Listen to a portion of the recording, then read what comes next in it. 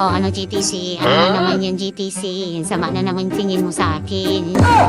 Ay, wag mo muna akong kakausapin at wala pa tayong pambili ng pakara mo sa manok. At ito'y kasig-sayang pa ng bagyo dito sa atin. Ang magandang gawin mo, punta ka muna doon sa ilog, mag-update ka. Kung ano yung sitwasyon doon. Takbo na doon, GTC. So yun mga kabrid, tuloy-tuloy tayo. Ito, samahan nyo ako sa paglalathala sa sitwasyon natin ngayon dito sa ating lugar sa panahong may bagyo tayo mga kabrid. So minabuti kong i-update ang kalagayan ng ating munting lugar dito sa amin sa Antipolo mga kabrid. So ayan, makikita nyo ang ragasa ng tubig mga kabrid. So i-update natin to para sa ating mga kasamahan dahil maaaring makatulong tayo or something makapaglathala tayo ng maaaring mahalagang impormasyon sa ating mga kaibigan na nasa malayo pa, nasa trabaho, na pauwi pa lang, yung mga pumilit pumasok or basta yung kung ano-ano lang mga kabrid. So yan mga kabrid. Tara mga kabrid, samahan niyo ako, maglathala tayo, ipakita natin ang lahat ng area na to, ang daluyan ng tubig papuntang Marikina River mga kabrid. Tara, let's go.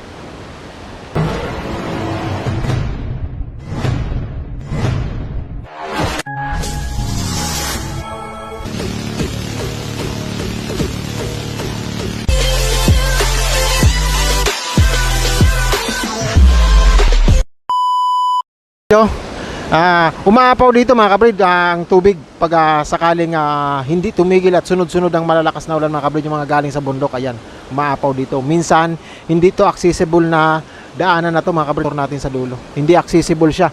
Ang ginagawa ko mga kabrid sabi ko kay Mrs. is labas muna ako habang mamamalingke, kuhaan ko na rin ng natin to, panglalathala natin sa ating YT mga kabrid. So alam nyo naman mga kabrid, ang ating YT is kung ano lang ang daily vlogs natin, kung ano lang available sa ating munting channel, munting kalagayan, isinishare natin. Ayan mga kabrid. Tara, samahan niya ako. Ayan. Ayan mga kabrid. Delikado rin to mga kabrid pag pinilit mong halimbawa umapaw dyan sa kalsada, pinilit mong dumaan, matitilapong ka dun sa rumaragas mga kabrid, lalo na yung mga nakamotor mga kabrid, delikado. Kaya yung ginawa ko nung nakita kong okay naman ay tumuloy na ako at magkuha na ako ng video para makapaglathala din po sa inyo mga kabrid. So ayan, maraming salamat sa patuloy dyan na pagsabay. Itong kalagayan natin mga kabrid isa yung ang bagyo, tuloy-tuloy na pag-ulan, malakas na hangin mga kabrid, tuloy-tuloy. Ito nang naging resulta mga kabrid. So buti naman isa medyo okay na ang natin. Kung hindi siguro nagawa yung mga diki-diki na yan, kasi bago lang po yan yung mga diki-diki na yan.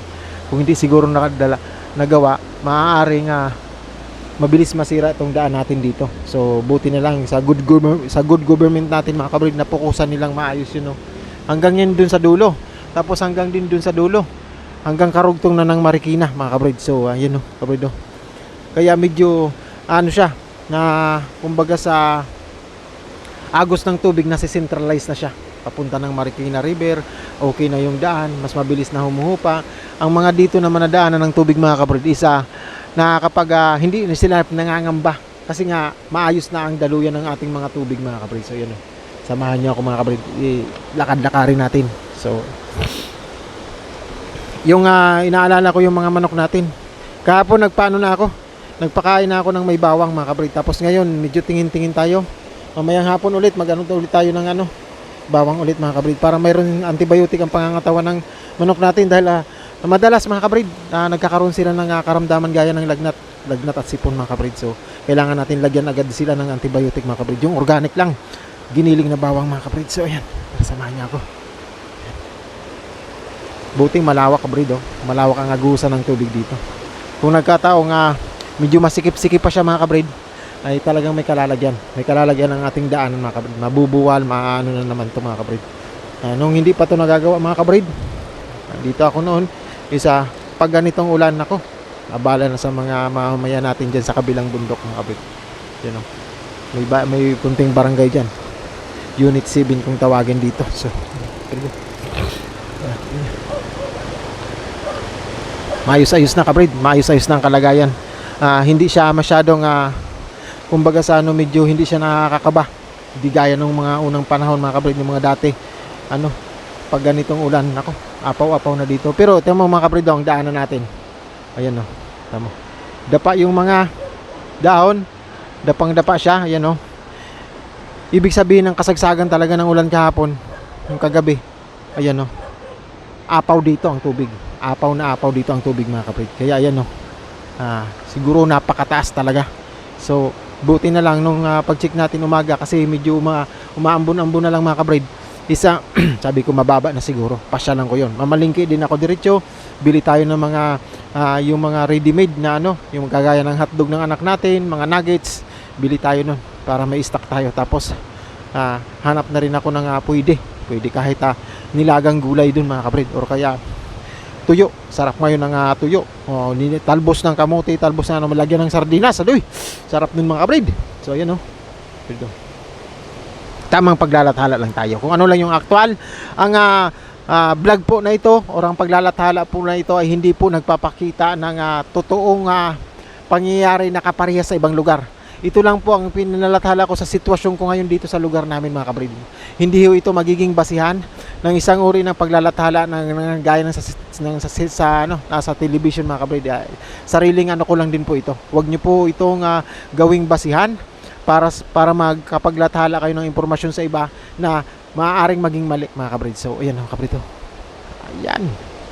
So sarili ko lang din naman to. Hindi po ako nagki-claim na isa akong nag-aano ng kalagayan sa ibang lugar mga kabrid. Ito lang isa pang sarili lang natin. May mga subscriber tayo na nagtatanong kung anong kalagayan natin dito. Kumusta dyan? Dito maulan, ano ba dyan ang sitwasyon? Ganun mga sitwasyon mga kabrid ang tinatanong nila. So kailangan kong maglagay minsan ng mga ganitong paglalathala mga kabrid. Weather situation. Ayun weather situation. Ayan mga kabrid. Yan. Apaw na apaw siguro dito kagabi. Hindi madaanan. Ayun. Jesus Mariusip. Ay, sana naman humupa na mga kabrid. Sana naman tuloy-tuloy na. Sana naman magpahinga na yung ating kakalikasan mga kabrid sa pag bubuhos ng malakas na ulan at ilang araw na kabrid. Ilang araw nang ganito. Ilang araw nang tuloy-tuloy. So minabuti kong maglathala na kasi di na maganda yung sitwasyon. Ayan yung bulwak dyan tubig.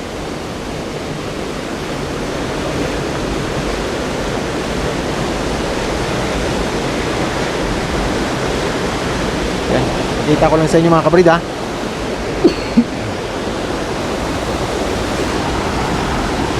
Ayan mga kabrid apakalakas. Apakalakas ng agos ng tubig. Buti na lang maayos-ayos ang ating tulay. Kasi kahit umapaw hindi siya napapano. Yan kabrid.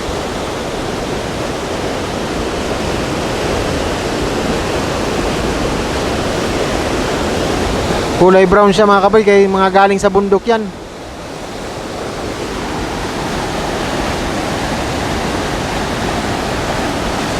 Mga galing sa bundok yung tubig.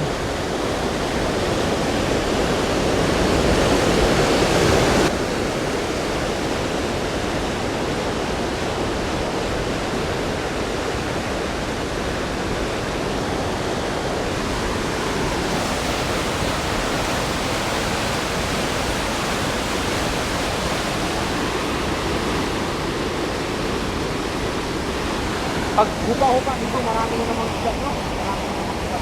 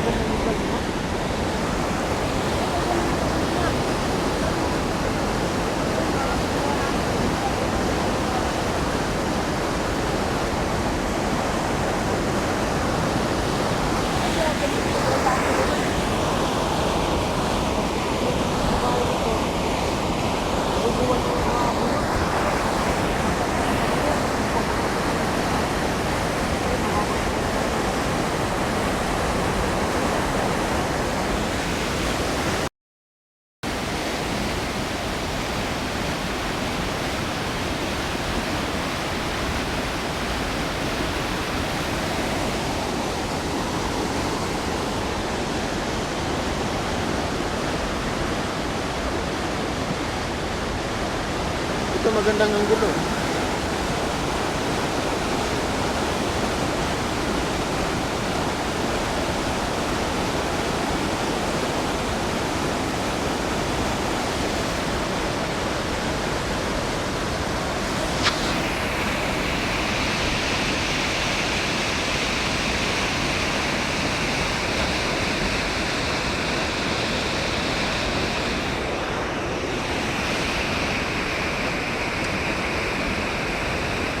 Wala pa naman akong subscriber, kunti pa lang.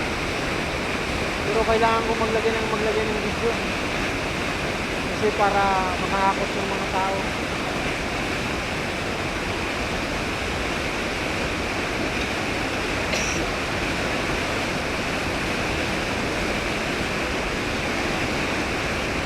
Nasira pa yung computer ko.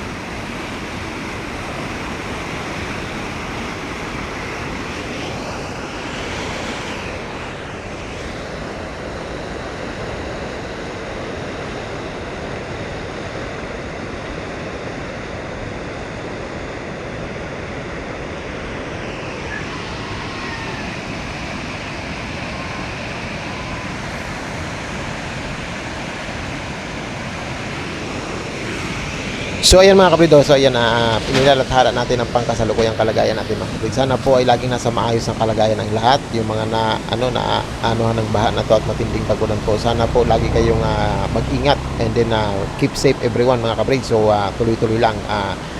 Yung yung ating camera is nababasa na yung ating cellphone mga kabrid. So kailangan natin patuloy at umuwi na mga kabrid, tapos na ito.